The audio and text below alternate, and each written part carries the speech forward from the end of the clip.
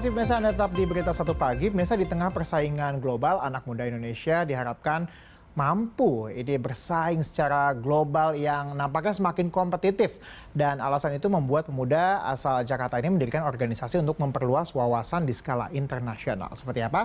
Berikut kita simak kisah inspiratifnya. Ayesha Felis membuka kesempatan bagi anak Indonesia untuk memperluas wawasan di skala internasional. Tujuannya agar memaksimalkan kesempatan anak muda tanpa memandang latar belakang pendidikan.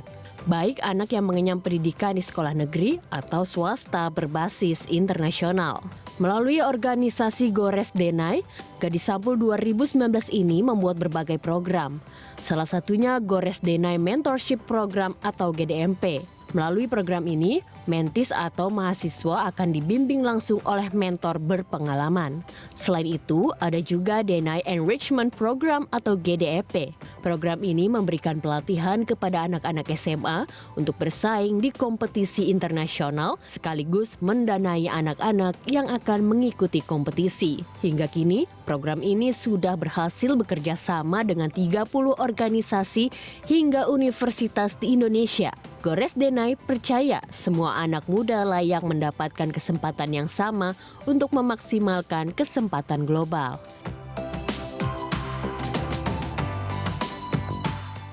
Dan biasa untuk mengetahui lebih dekat dengan organisasi non-profit Gores Denai ini, kita sudah bersama dengan foundernya, ada Ayesha Felis yang sudah bersama kita pagi ini. Selamat pagi Kak Ayesha, apa kabar? Pagi Mas, baik, kabar baik, Alhamdulillah. Alhamdulillah. Nah Kak Ayesha ini kan tadi di paket berita kita sudah mendengarkan ya, sudah menjadi pendiri dari Gores Denai. Tapi sebelum kita masuk ke situ, kita pengen tahu sih Gores Denai ini artinya apa sih sebenarnya? Jadi sebenarnya Gores Denai itu pakai bahasa Indonesia.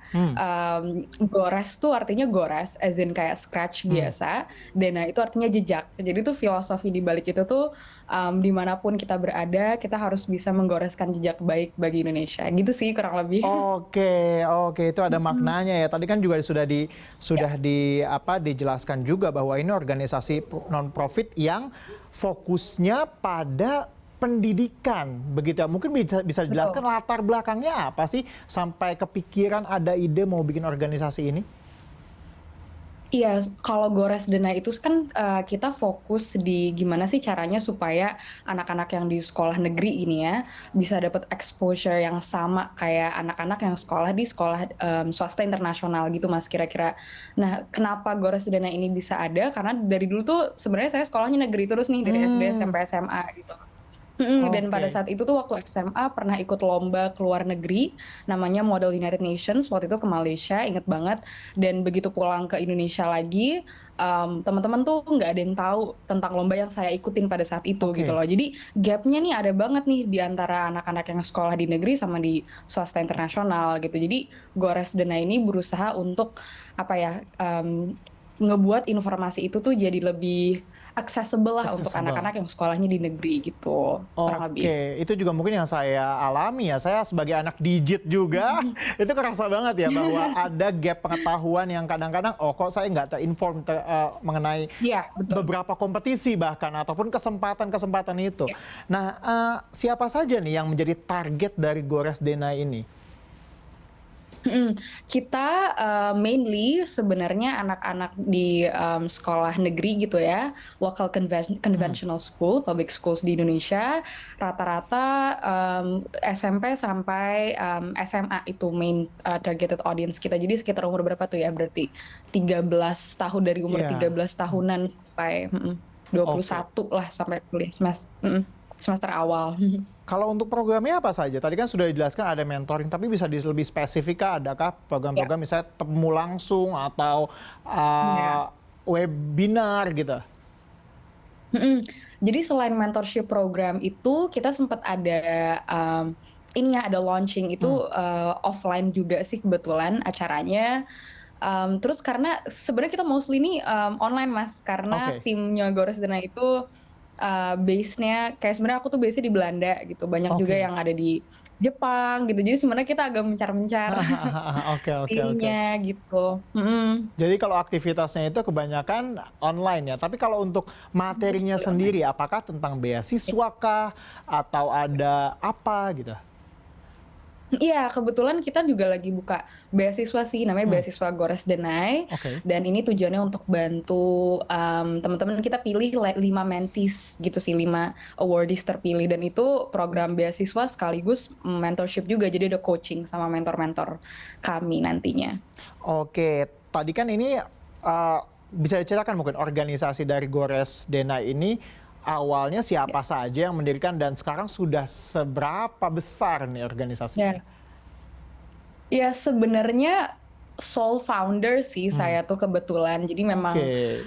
kebetulan nggak ada co-founder Iya, gitu iya, ya. iya. Cuma memang pada awal establishment memang ada beberapa teman-teman yang pada saat itu membantu lah ya, beberapa orang untuk ada desainernya mungkin, awal-awal, mungkin 2 bulan, pertama gitu deh. Cuma habis itu kita banyak rekrut volunteers juga sih dari luar, gitu. Jadi ini per chapter gitu organisasinya atau gimana nih untuk merekrut Sebenarnya orang-orangnya? mhm, nggak per chapter sih, kalau per chapter kan biasanya ada di universitas atau di Iya, iya, sekolah-sekolah iya, gitu ya iya. maksudnya?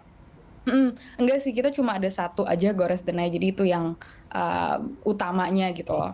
Oke, oke, ini Mhm. menarik sekali. Kalau sekarang sudah berapa banyak sih orang-orang yang pernah ikut terlibat begitu dan juga menjadi baik menjadi volunteer maupun dari yang pesertanya? Wow, quite a lot sih Hmm. sebenarnya, karena kita udah jalan tahun keempat ya, Oh, dan oke, kebetulan wow. partnership-nya banyak juga dari, universitas dan juga organisasi.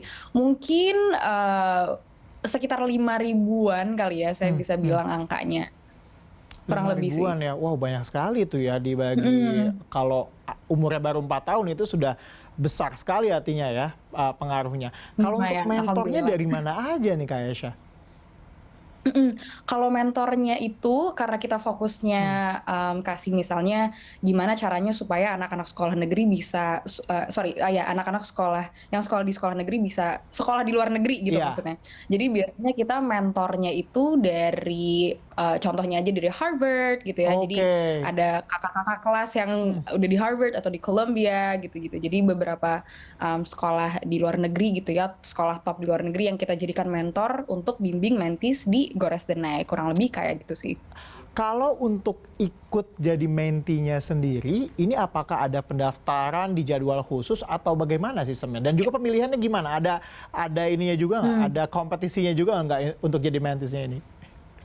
Mhm, kita, sebenarnya kalau untuk Mentis Gores Denai, kita per tahun buka yang namanya Gores Denai Mentorship Program itu Oke. tadi ya, Hmm, GDMP hmm. itu per tahun. Cuma dalam jangka waktu dekat sebenarnya, beasiswa tadi yang saya bilang, ini juga lagi buka Mentis nih pendaftaran. Jadi kalau Oke. teman-teman mau, daftar gitu ya. Hmm, Kalau proses seleksinya sendiri sih kita menitik beratkan pada motivation letter mereka sih Mas. Jadi oke. kira-kira motivasi mereka tuh apa sih, mau belajar nggak sih sebenarnya gitu. Jadi bukan berarti yang pengalamannya paling banyak terus kita terima tuh nggak seperti itu sebenarnya.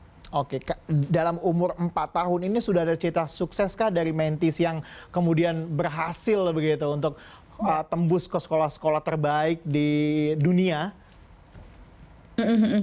Iya, jadi kita, ada beberapa mentees gitu ya, yang sekolahnya juga dulu SMA-nya negeri, persis kayak Hmm, hmm. saya, dan dulu nggak kepikiran sama sekali untuk kuliah ke luar negeri gitu. Tapi ada yang udah keterima di Michigan gitu ya, di Wow, US, oke. ada yang udah keterima di Jepang, Hmm, terus ada juga yang dulu pengen ikut MUN, lomba yang saya ikutin waktu saya SMA hmm, itu, hmm. itu juga banyak sekarang yang ikut padahal nggak didukung sama sekolahnya, jadi kayak gitu sih. Oke, nah melihat dari antusiasme peserta tadi kan sudah ada 5 ribuan yang terlibat sepanjang 4 tahun ini ya. Kalau Kak Aisyah sendiri melihat minat at least gitu untuk anak Indonesia ini gimana sih terhadap pendidikan sekarang?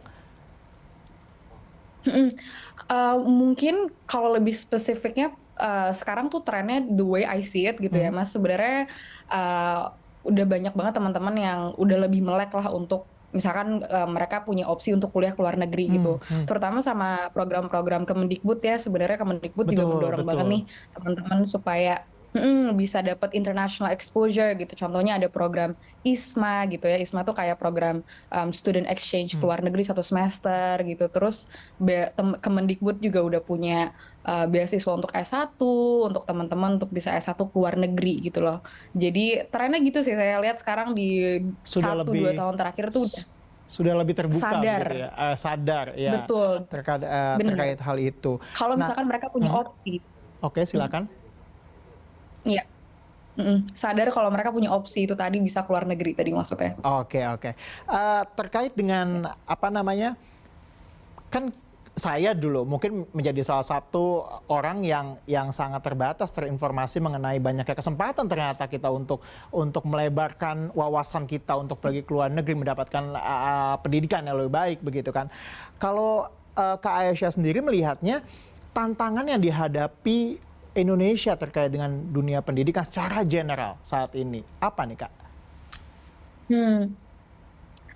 Kalau general banget sebenarnya ini broad sekali ya Iya, iya. questionnya sebenarnya. Tapi sebenarnya sih sebatas kalau menurut aku dari sudut pandang siswa mungkin kali ya gitu ya. Dari sudut pandang student adalah ya akses informasi itu tadi Mas Akses gitu ya. Alhamdulillah 1 tahun 2 tahun kebelakangan ini udah lebih banyak program Kemendikbud itu tadi yang mensupport kami gitu anak-anak sekolah negeri atau universitas-universitas PTN gitu ya untuk bisa gimana sih rasanya ambil kelas di University of Pennsylvania gitu, UPenn misalnya kan, universitas top banget tuh gitu. Jadi menurut saya sih tantangan itu kali ya sebagai student untuk informasinya aja dulu deh gitu. Karena ketika kita nggak ada exposure ke informasi itu tadi, kita nggak merasa bahwa kita punya opsi sebenarnya. Jadi ya Oke. udah kita akan stay di bubble kita aja. Dan menurut saya tuh that's the challenge gitu loh. Oke, oke. Yang terakhir nih Kak Aisyah terkait dengan harapan dan juga strategi langkah selanjutnya di tahun ini. Gores Dinai mau ngapain aja nih? Iya, harapannya tahun ini, sebenarnya Gores Denai pengen terus kita banyak riset sih Mas, gimana ya caranya untuk, supaya program-program kita itu jadi lebih baik gitu. Terus sebenarnya kita juga ngembangin satu platform, MOOC atau Massive Open Online Course, provider gitu. Itu namanya Layar Belajar tapi di-handle oleh Gores Denai juga. Jadi kita bikin courses, bikin kelas-kelas konten-konten video pembelajaran gitu yang bisa diakses secara gratis oleh Oke. teman-teman se-Indonesia gitu. Oke, itu kita doakan bersama semoga langkahnya lancar. Kemudian juga itu ya menjadi salah satu kesempatan lah buat anak-anak Indonesia yang lain yang mungkin secara akses juga tidak sememadai itu begitu ya untuk punya kesempatan yang sama dengan mereka yang sekolah-sekolah di sekolah internasional seperti tadi dikatakan Kak Aisyah tadi. Terima kasih Kak Aisyah atas kesempatannya dan juga waktunya di pagi hari ini. Selamat beraktivitas kembali hari ini. Makasih Mas, thank you so much.